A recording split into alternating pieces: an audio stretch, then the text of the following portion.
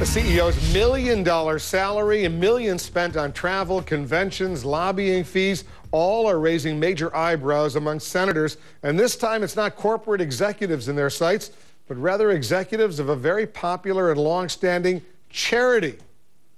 CNN's Lisa Sylvester is here in the Situation Room watching this story for us. Lisa, we're talking about top executives at the Boys and Girls Clubs. This is a pretty shocking story. It is, because, you know, the Boys and Girls Club of America, you know, they've done a lot of great work over the years helping underprivileged kids, 4,000 community centers that help foster character, leadership skills, education, and the arts.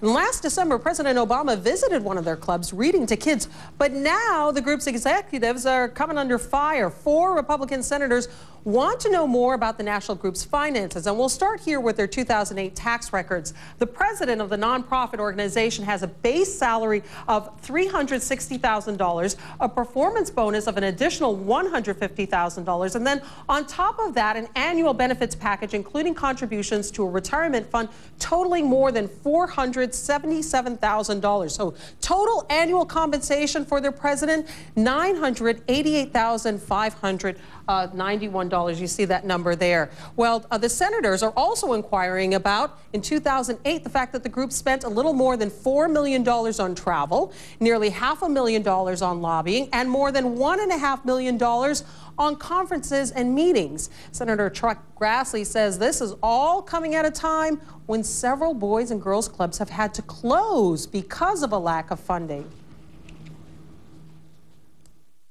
Is it legitimate to be siphoning off a lot of money, taxpayers' money, to high salaries and travel and lobbying efforts when we have needs for keeping the Boys and Girls Clubs open because they serve such a useful purpose, and particularly in poverty-stricken and low-income areas of the country?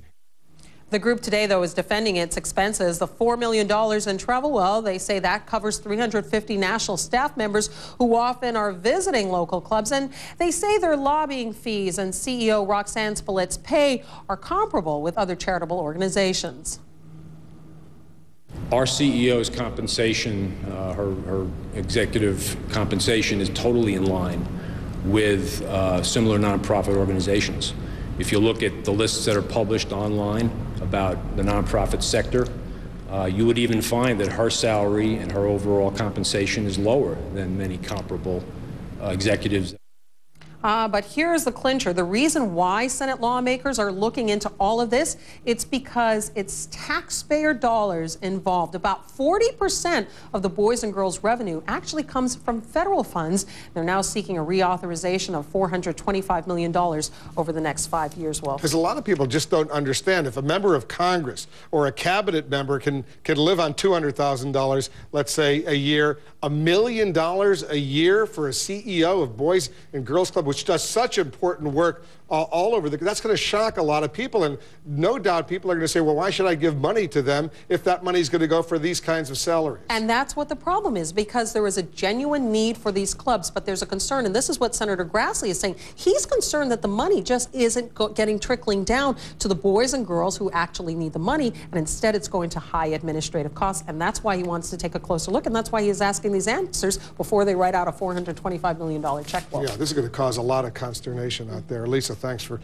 bringing us this report, and follow up and see what happens. We'll be interested. Lisa Sylvester.